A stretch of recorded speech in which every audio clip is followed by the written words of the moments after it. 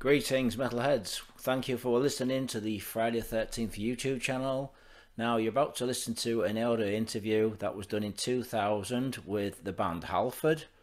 This interview was conducted with Ray, the bass player, and Patrick, the guitarist. Unfortunately, as we all know, Rob doesn't do many interviews, especially on tour. So, this was recorded in Nottingham Rock City on the Resurrection Tour, which was released in 2000. Fantastic album. If you haven't got it, go and buy it. Okay, so enjoy the interview, take it for what it is. Like I say, it was done in 2000. So please share on Twitter, Instagram, Facebook, and all social media sites. Please get involved. Please subscribe to the channel, it's free. And take care, be safe, and stay metal. And thanks for listening and watching. Stay metal, folks. Interview with Halford band, we've got Ray and Pat here. Thanks a lot, guys. Ooh. First of all, guys, I'd just like to thank you for doing this interview, taking your time out. It's a pleasure. I'd like to congratulate you on a fine classic album, and Rob as well. Right, first of all, I would like to ask you, it must have been hard for Rob to leaving Judas Priest. Do you think he still regrets leaving Judas Priest? I'm not sure if he actually regrets it, because obviously it was his decision. But I think he's happy doing what he's doing. That's what he's been saying all along. So. It's sort of a musical and artistic advancement for him to go on and do other things and play with different styles and genres, and I think he's back to what he loves, and he's happy with the band, and he's happy with the direction of the music, so I don't really see a lot of regret there. I heard rumours that he's trying to get back to Judas Priest. Is this just a load of bullshit, Greg? Yeah, I mean, it doesn't, I mean, he assures us that that's not the case, and I mean, you know, going back to leaving Judas Priest, I think it was pretty commendable for Rob. That just shows how much he is into the music and not, you know, hey, let's make another record with Priest, and, you know, I want to experiment and do some stuff, and it was just time to part ways, and he did some stuff, and some stuff was very successful, and some stuff not so successful, but Rob's always stayed true to what he feels at the time, what he wants to do, and that's the kind of person he is. And you know, it's come full circle now. Because with the new record. Yeah, because at some point I heard a rumour that he was actually condemning metal and saying that it was shit and it was over. Is that because he was going through a bad phase? I'm not sure. I mean, I heard something to that effect as well. I never read the actual comments or heard the actual comments, so I'm not sure what he said.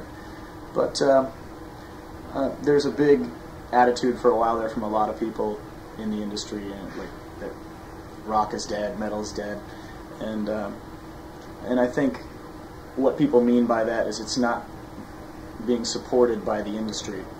It's always been supported by the fans, but you know, airplay is very difficult, and it sort of drove mainstream metal almost back to the underground in a strange way, even though you know, a lot of big bands are still selling out coliseums and arenas everywhere, and these massive festivals are going on. It's tough to get airplay and support, but the fans have always been there, so we're trying to change all that. Right, okay, my next question, you might like to add this one, Ray. The two projects saw Rob heading in a more industrial approach.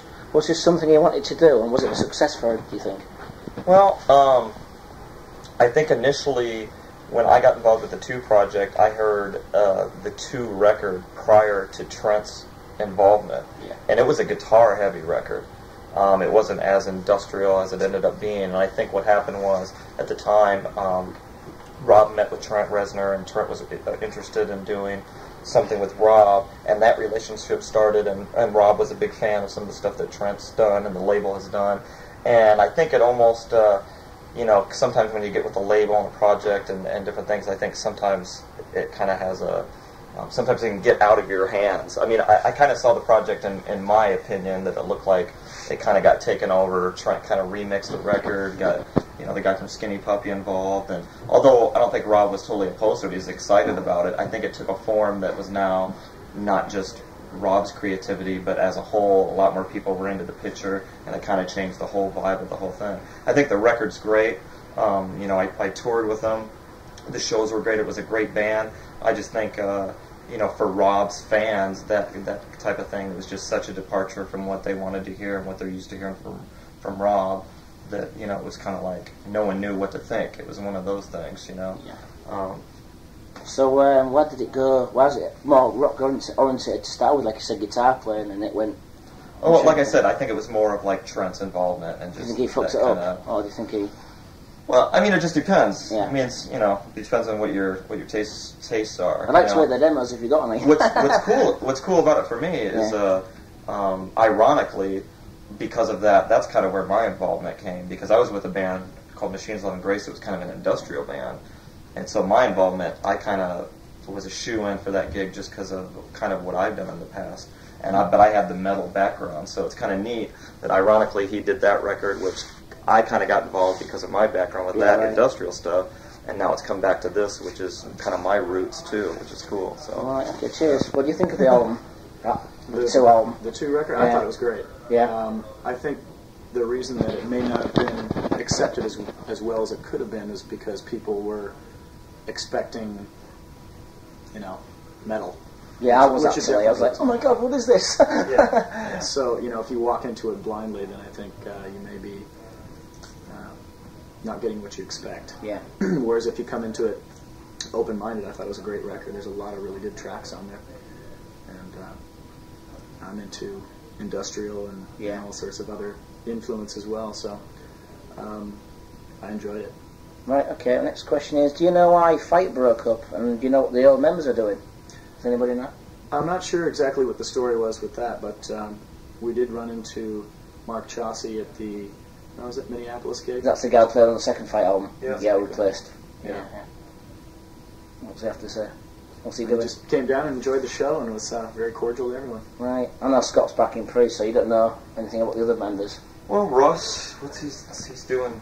Is he still doing Boogie Nights? Metal Shop, I think. I don't know. Metal Shop, yeah, he's doing like tribute. Something like that. Right, okay, your next question is, why didn't Rob use any of the old members in Fight for this band? Did he want to work with new musicians like yourselves to get a new feel and vibe? Yeah, I think that had a lot to do with it. It was more like a clean slate. Didn't want to confuse the audiences. Another, pardon the pun, mutation of Fight. It's basically a new project. Right. So new players and a new feel, new blood, and I think it worked. Right, okay, next question is, as we're talking about the Halford band, from what bands did you all come from? And did any of the bands record any albums? If so, what labels were you on? Like you say, you was in 2. And you're in which band? Your band's called? Diesel Machine. Diesel Machine. Yeah, out right. of Los Angeles, and the debut album is coming out February 19th on SPV. Right, what's the title? It's called Torture Test. Real metal. I think you'll get the idea of what it's all about. So you say it's like Meshuggah and Pantera sort of? Yeah, influences like that, maybe a little crowbar thrown in. You're not going to get as fat as the bass player then? He's a big fucker. Hopefully not. And when I saw them live, and my camera, I had to stand back to get him all in. Widescreen. Letterbox. So, if I'm right in understanding that the drummer in Halford band was it Watchtower or Spastic Inc. or something? Riot? It was Riot. Riot. And Spastic Inc. Spastic Inc. Right. Juggernaut. Yeah. Is that another band, Juggernaut? Yeah. Right, I don't know those. Could you tell me what they're like, or...? I'm not as familiar with that material. Nah, I just think it's rock, metal, Juggernaut. I've heard the Spastic Inc. album. Spastic Inc. Yeah, because I know Doug out with Watchtower. Oh, okay. A friend of mine, but I ain't supported him for ages, man. It's just like... Because I know his old singer, Alan from Hades. Like, they're cool friends of mine, but... Right then, what about the guitar player? Who was he with before? The Great Cat. The Great Cat. Are you joking? She emails me all the time. She sends me all the CDs and the videos, the Dominatrix video and that. She said she'll spank my ass if I go to New York. I said, okay. Really? Are you serious? He played in... And you played with the Great Cat. Which albums? I'm not sure. I'm not sure either, but I think she spanked his ass. Well, she's not bad, I'd fuck her. I'm sorry, my girlfriend's listening. Sorry, love. Well, the next question is, how did you hook up with Rob? Did he place advertisements in magazines? No, it was basically all word of mouth. Ray's involvement obviously came from the 2 project. I don't know if you want to add anything to that. And obviously Rob thought he was quite capable, maybe even overqualified. His amazing bass skills are not even being tapped into at this point. And I bow to him. No, I was in a band, of course, called Diesel Machine, and a friend of mine, actually I'm still in Diesel Machine, a friend of mine, Chris Leibengut, writes for Rock Hard Magazine, and he's got his ear to the ground in the industry, and he's friends with Rob and his manager. And I guess they had asked him if he could recommend anyone, and he recommended me. I sent him the Diesel Machine record, and they called me back almost immediately. Right, so how hard is it for you to be away from your own band doing a Halford tour? I mean, have you told your band that you're going to be doing a new album with Halford? And Oh yeah, accepted it, or yeah, everyone's into it. Everyone's supportive of it. What's your band?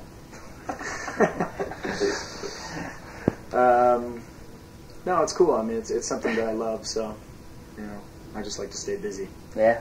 Hopefully there'll be time for that as well, but right now Halford is priority one. I bet you guys couldn't believe you was going to be playing with Rob Halford, could you? Yeah.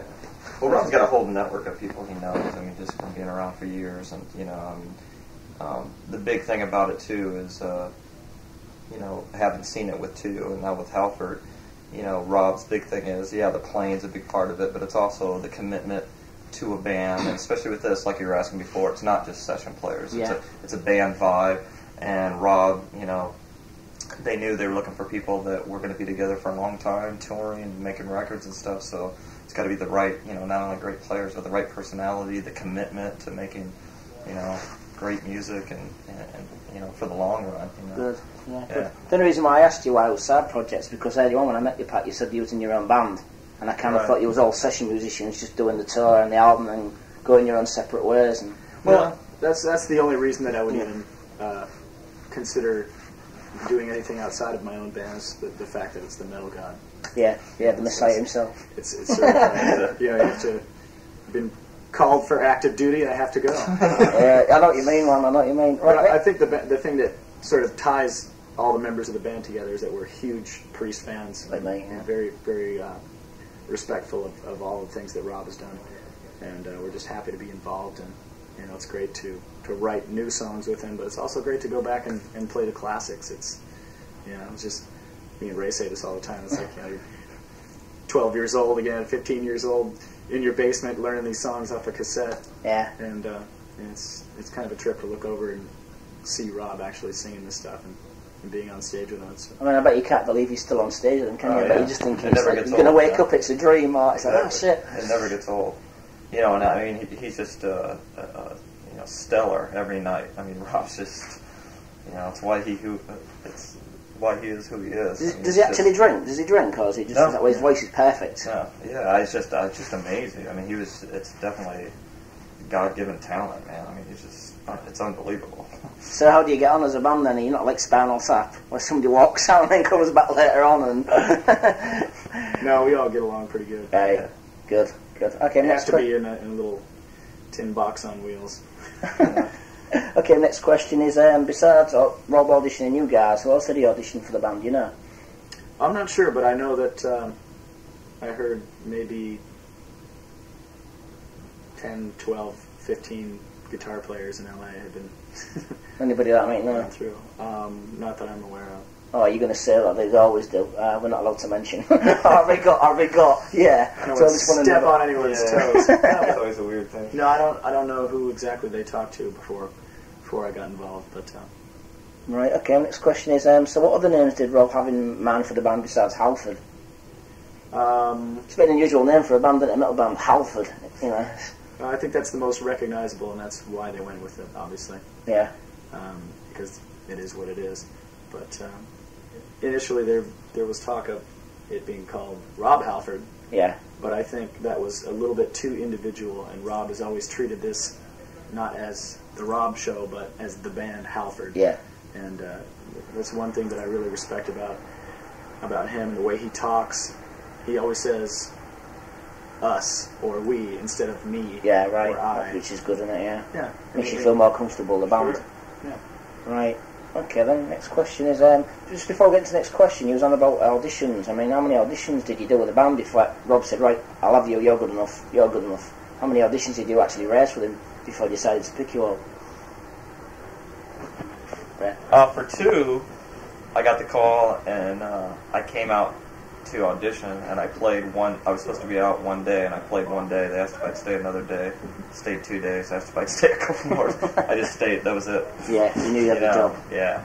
It just kind of gelled. I think it was, I came and they liked what they heard and all that stuff, and I think it was more of just hanging out for like a week again. The personality thing and just making sure that was cool and stuff. Right. So Cool. yeah.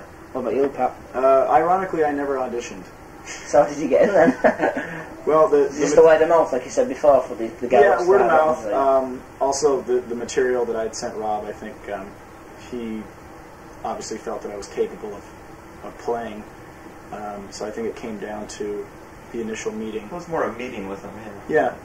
Just to get the vibe on a personal level, because anyone that's been in a band can tell you it doesn't matter how good you are. Yeah. If you hate the person that you're playing with, it's not going to work. It's not going to work. So, Rob's big on that, and so am I. If I can't get along with somebody, or we don't gel as a band, then it's going to be difficult. So I never really did audition. We just had our initial meeting and hung out, and it was like, yeah, this is cool. I can hang with this, and from that point it was just writing and demoing, and I think that was really the final test, was to see how we could get together and write together.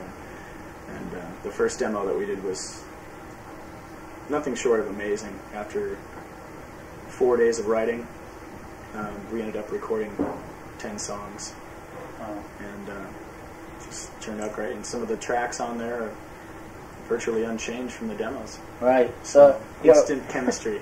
So your band, they'll produce the album, and it's called Richardson works with you for your actual band you're with now. No, because he usually does like sort of music that you described, doesn't he? He usually does productions for that sort of music, like Fear Factory, Machine Head sort of sound. Right, yeah, he's a good producer. We actually used Pat Regan. I think I've heard that name. He's worked with a lot of people. Right. He worked with Kiss, he worked with Deep Purple, tons of stuff. So Shotgun Messiah. So will he be used to like the new heavy sound, with him being an old hat producer? He's pretty amazing and very, very versatile. Right. So next question is, how would you describe the music you're playing? Is it just heavy metal, or do you go for these categories that are flying around? Yeah. As far as the Halford stuff? Yeah. Oh, heavy metal, yeah. I'd classify it as. Metal to the core. No power metal or... No. I don't know. I'm not one for labels anyway. It's definitely... The one thing about the record that we made a conscious effort of is having elements of traditional metal, heavy metal as it was. Sound. That Rob, helped, if not created.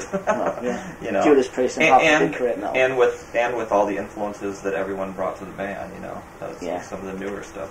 So. Right, good. Yeah. Okay. Next question is, what was the music wrote as a team effort, and how long did it take to write the melodies and ideas for the songs for the album? Yeah, we all pretty much got involved in the writing. Initially, we just bring in riffs and or maybe a series of riffs and try and assemble them.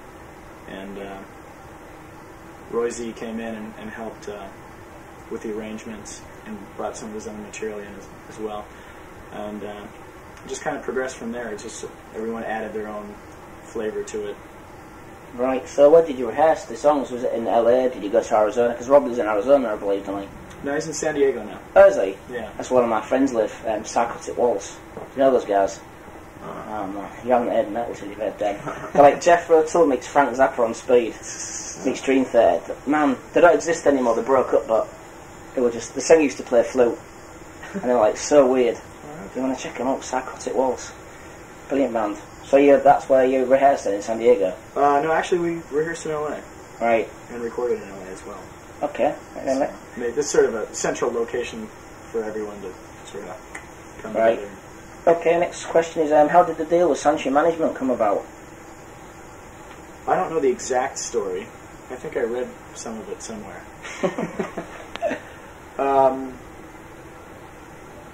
I believe Roy Z had worked with Bruce Dickinson, obviously, and Bruce and Rob are old friends. Actually, Maiden used to open for Priest back in the old days. I know. And And I think through Bruce and Rob talking,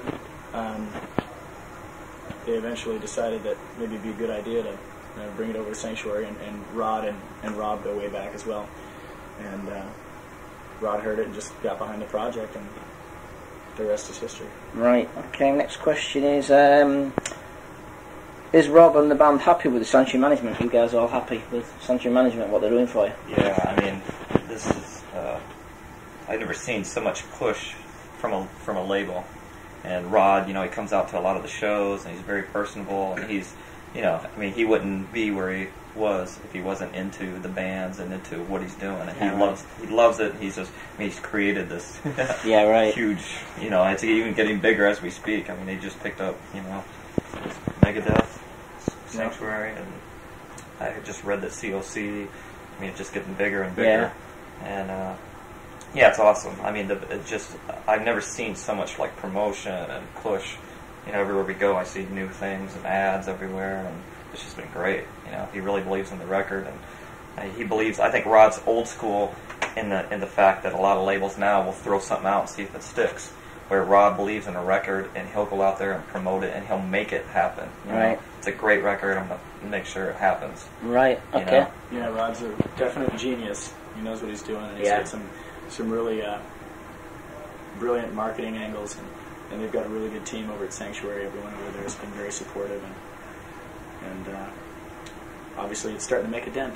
Good. Right. Okay. My next question is: how many demos did you record before shopping the album to the labels? What tracks were on them, and was there any tracks that didn't make the album? Could you repeat those 7 questions? Okay. How many demos did you record before shopping it to the labels? Well, we did 2 sessions. The first one, like I said, was about 4 days, and that turned out great. There's like 10 songs on that.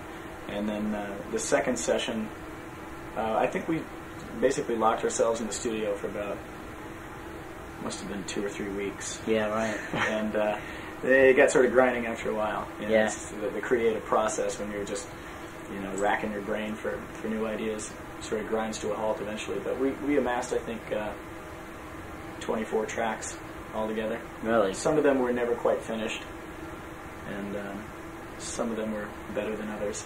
So what songs did you actually record then, and was there any songs that didn't make the album? They might be saving for the next one.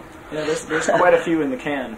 I have a couple of favorites that didn't make it on there, and as far as what they're called, or go on, play them tonight. Go on, play those little melodies. As far as titles and stuff like that, I think those are the ones that got put on the back shelf, so they didn't really get finished or titled because they weren't destined to be on this particular record. But I think there's a lot of viable stuff that's in storage, so to speak. Right. Any titles or anything? Oh, I don't know if I can let any of those out. It might come out sooner than you think, though. Is it going to be similar to this album, or more heavier, or the tracks that you've kept in the vault? The same, if not heavier. Yeah, I think this is a starting point. Yeah. Right. This is a good reference for what you're going to hear. But, as far as the response, certain things on the record, certain tracks have obviously made a pretty big impression on fans and media. So I think that's probably what we're going to key off of, the things that win over the best. So that's what we're going to concentrate on. Any release when it's going to come out next year? Hopefully, it's going to come next year. I think the early projection is maybe 2002, February 2002. And that's because just like we were talking about, the Sanctuary, you're, promoting this. We still got a lot of touring to do. Right. I mean, we go to the end of this year, and bam, right away, early January, we're in South America with Iron Maiden. So I mean, and we're supposed to be back for the festivals this year in Europe and stuff, or next year. And so between that time, we'll be writing and getting the record together. But it's not like we'll take a chunk of time off. We're still going to be a lot of shows and a lot of demand for the band. We're doing Rock in Rio. You're playing Wacken in Germany.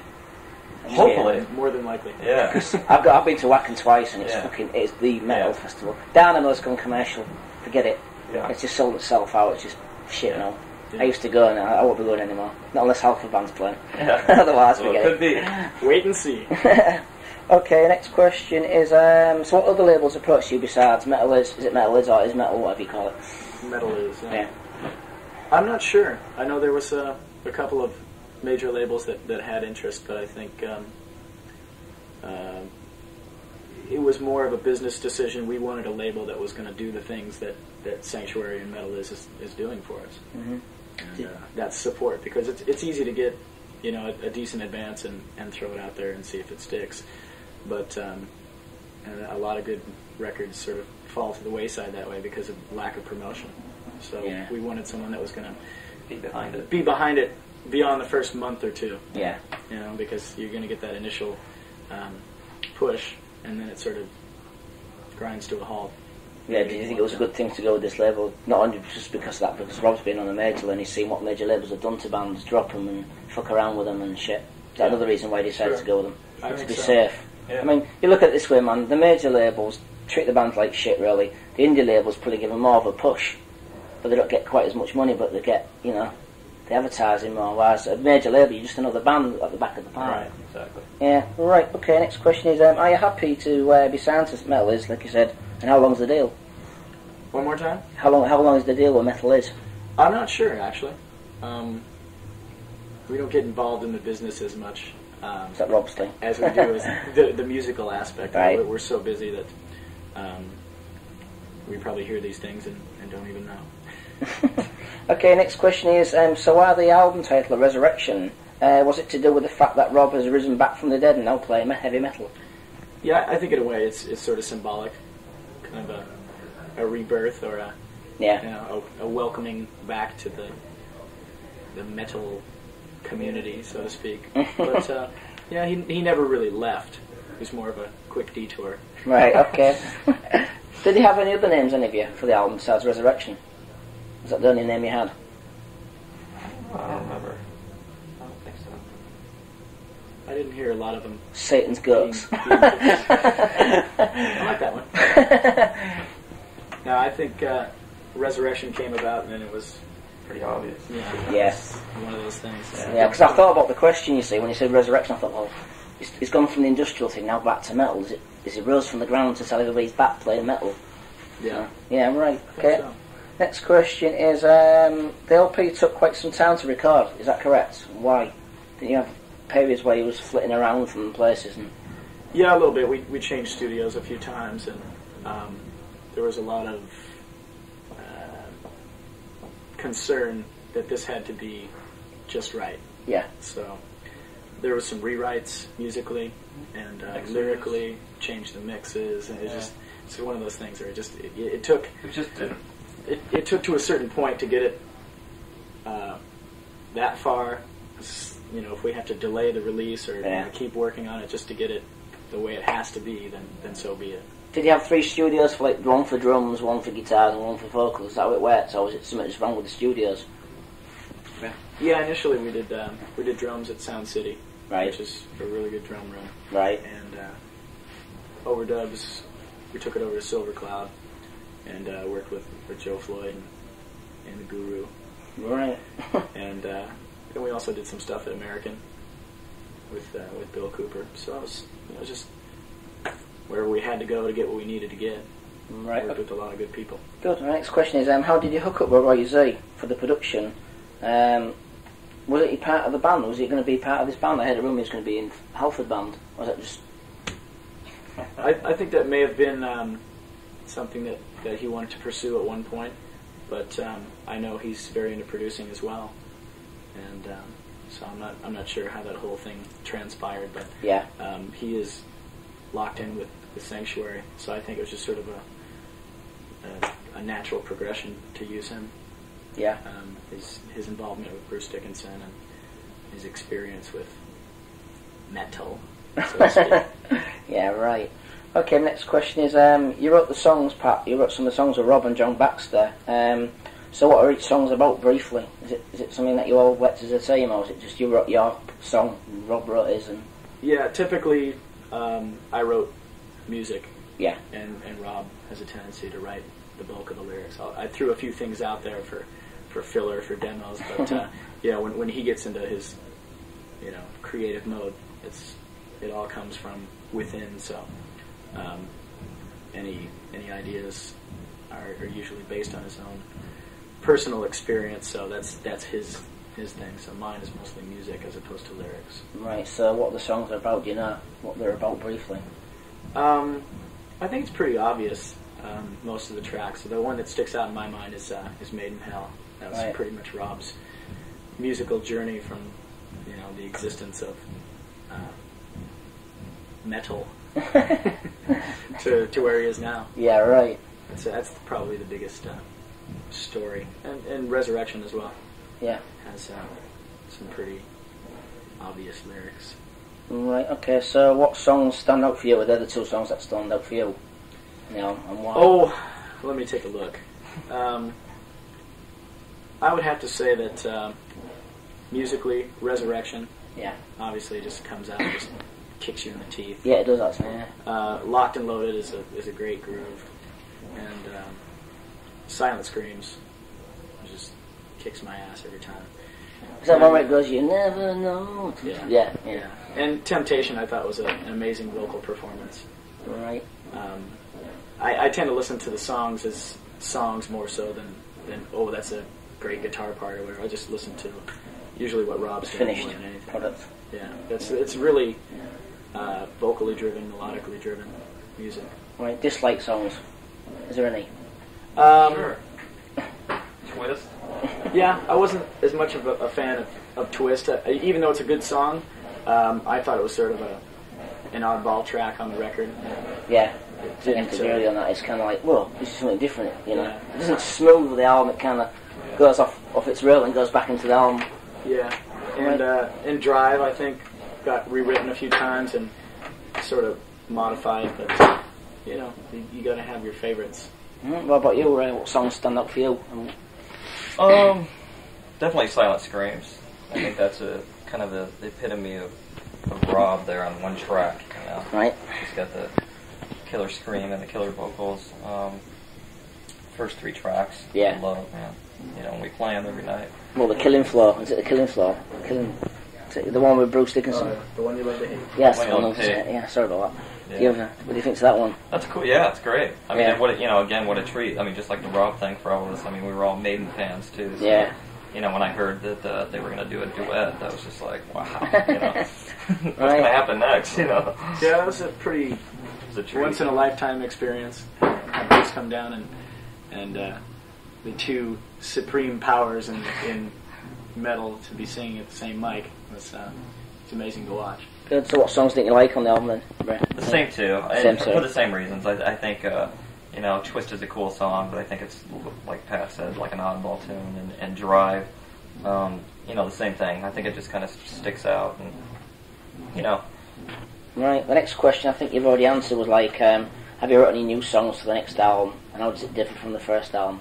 You wanna answer that? I'll recap it, or do you want to move on? Well, honestly, we haven't had a lot of time to sit down and really, demo the things that we have knocking around in the brain. But I've always got ideas, and I've got inspiration from moment to moment. It just, having a chance to sit down and put it on tape would be great. But as far as actual songs, not quite yet. Are you saving the best songs for the Halford band or your own band?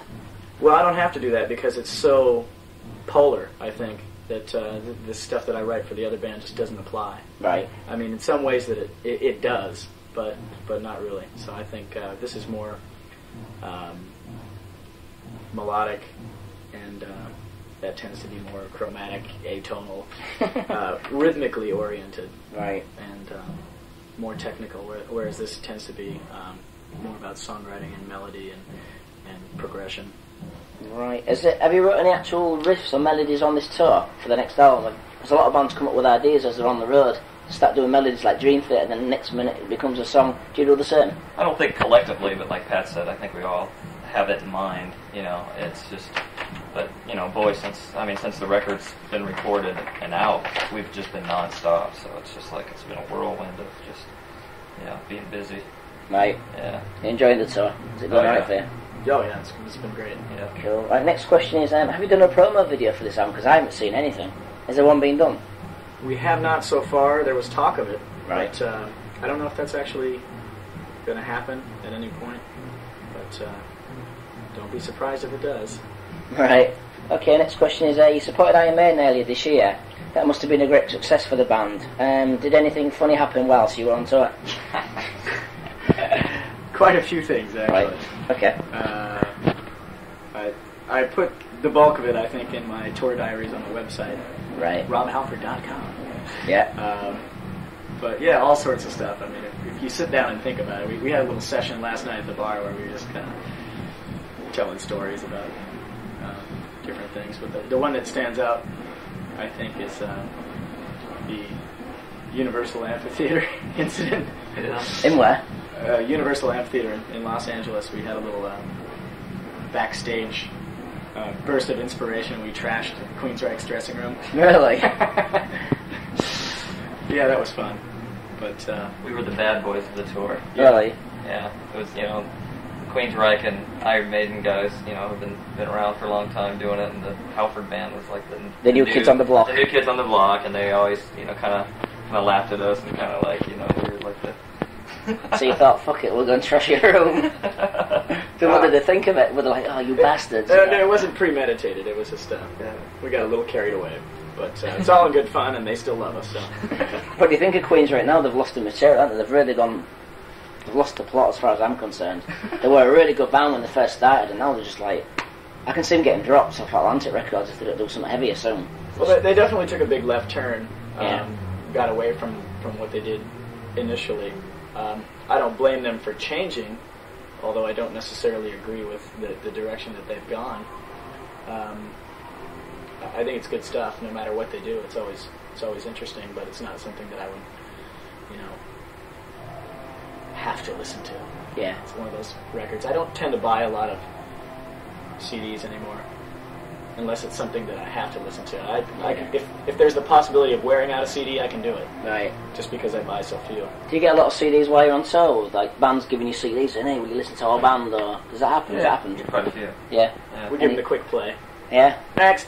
Right. See, I'm the and I buy a lot. I'm the opposite. I'm always listening to stuff. I'm just like too crazy. I have to ship back CD cases because I buy so many CDs. I did that when I was in America, man. I bought 50 CDs and I sent them to myself in the post, and they got stopped at customs. I had to pay duty on them. Oh. And I could have got through customs with my suitcase, no problem. Oh man. Bad brains, loads of shit like that, and I got fucking... Yeah. It's like, bastard. Okay, next question is, so how did you hook up with Bruce Dickinson for the song, The One You Love to Hate? What did you all think of the outcome of the song? First part of that, I think that was Roy Z's influence. Yeah. Obviously, after working with What Bruce, does Z stand for? What's Z? Roy... I guess Yes. It's something you can't something you can't pronounce probably. Right. I think what happened was just in their casual conversations, Roy probably mentioned to Bruce that he was working with Rob, and I think Bruce came into town in his plane, and he played him one of the original demos for Locked and Loaded. Yeah. And Bruce said, that's fucking great. Yeah. So, they sort of kicked around the idea of maybe throwing something together or getting involved, and it was a great opportunity. And obviously, Sanctuary thought it was a wonderful idea. So they just started knocking some ideas around, and they came up with The One You Love to Hate. Did he actually sing that live with Rob on stage on the Iron Maiden tour? Did you actually No, get we together? never. Would We have never been a did good that. thing, that. Yeah, never did it. I wonder why not. What do you think? Oh. I think that would have been a great thing for the fans to see both singers It together. might happen in the future. Really? Something we'd like to see. Okay, next question is, now you're headlining yourselves, how is the tour going so far for the band on this It's tour? going great. Yeah. It's been great. I mean, the response has been overwhelming. It's been awesome. We knew too with the tour we did over there, just the with the promoters and the record sales and everything, that the fans over here were very hungry for us to come over, and we were looking forward to it. And it's been great. All the shows have been. The attendance has been good. The response has been great. Something that's kind of neat for us too is it seems like a lot of younger kids too over here in Europe as opposed to America are into the new album and stuff, which is great. So it's not only the older fans that know about Rob's career. I think I was saying this the other day. I think it's really cool to see. I totally see kids that really don't know some of the old Judas Priest that know the Halford record. You know, so what a treat for them to hear Rob, and hopefully they'll go back and check out the past of where metal comes from and where it all. Yeah, exactly. Right. Cool. Okay. Next question is: we all understand that Overkill's not supporting you. What actually happened? What was the problem? What Kicked went them wrong? off the tour. Why? No. Oh, yeah. I think it was a financial issue for them. Too expensive to ship gear around and travel for the UK dates. Wasn't anything to? Well, I mean, wasn't the record company paying for them? SPV wasn't they paying for the shipments? Because I have no idea what the details are, and matter of fact, I didn't even know that they weren't playing with us until like a couple days before we got here. But that was the rumor I heard. It was so who knows? I mean, I don't know the details of who, what, whatever. But I think it was a financial thing, and for whatever reason, it was too expensive for them to stay over here. There wasn't a personal conflict thing between you guys and the other Not at guys. all. No, everybody got along great. They were great to work with. Yeah. So I know Bobby really well. He's a real good friend of mine. I was looking forward to having a beer with him tonight. And Yeah. I rang him up before he left. I says, "Hey, I'll see you in England. We'll have a beer." No, you know what? They were great guys, and we actually had we hung out a lot. We had some great fun. We actually had some great videos. Well, you would have it. Sorry? You would have it. Yeah, I was going to have a beer with him. Yeah. But he wouldn't. Yeah, he didn't drink beer, does he? Because he said to me I could bring the camcorder and film the set live, and he's not playing. It's like, oh fuck, you know. Never mind. Okay, next question is, what do you think to the replacement man, Dragonheart? I only had the opportunity to watch a couple of songs last night before the show. We had things to do, but I thought they were pretty cool. Yeah, do you watch them as well? Yeah, I haven't heard them yet. Alright, kind of like Halloween, aren't they? Like gamma ray sort of thing, power metal, speed metal. Yeah, got the Euro metal feel. Yeah. Okay, next question is, what does Rob think of Ripper's voice in the last Judas Priest album? Do you know, has he said anything to you? Never heard it. Oh. Rob. Hasn't he? Never listened to Juggler? it. Is it because that's the past and... Yeah, I think it was just something he's out of Priest and he just... I think I remember him saying that, I think another reason is just for the fact that for him to listen to it, it's easier for him with all the press that, I haven't heard it to have no opinion on it. Yeah, right. Instead of, because it is such a big thing and things get thrown around so much. I mean, there was this big thing about that they were battling somehow in the press, which is totally not true. And the reason he came down to the show is Rob was on the radio station in the same town and invited him down. Said, hey, if you're listening, come on down. And, we never met, and he did, and they met, and there's, Yeah, Ripper's a personal friend of mine because his old band Winter's Bane put my name on their album. Yeah. I've known I've Winter's Bane since they were a demo band, so it's like nice to meet him when he was in Judas Priest. I mean, Ian Hill came out to one of our shows. I mean, the Priest guys, the way it is, we're talking to Rob and everything, it's just that it's totally Rob is doing his thing, Priest is doing their thing. Right. It's just, and that's how it is. It's not, a big battle. There's no. It's like the Judas Priest website was saying that Rob's coming back, and then there's rumours going around that he's going back, and the Priest website said he's not coming back. Like we're friends now. He's made with him, exactly. With KK and Glenn, and apparently he's back friends. They're making the new record, with River, and Rob has his, and there you go. Right, okay, I'd just like to thank you guys for taking your time out to do an interview. It's a shame that Rob couldn't do it. I was promised 4 months ago by Stephen Anderson. Thank you, Stephen. But you haven't got anything to say to the fans and the readers? No.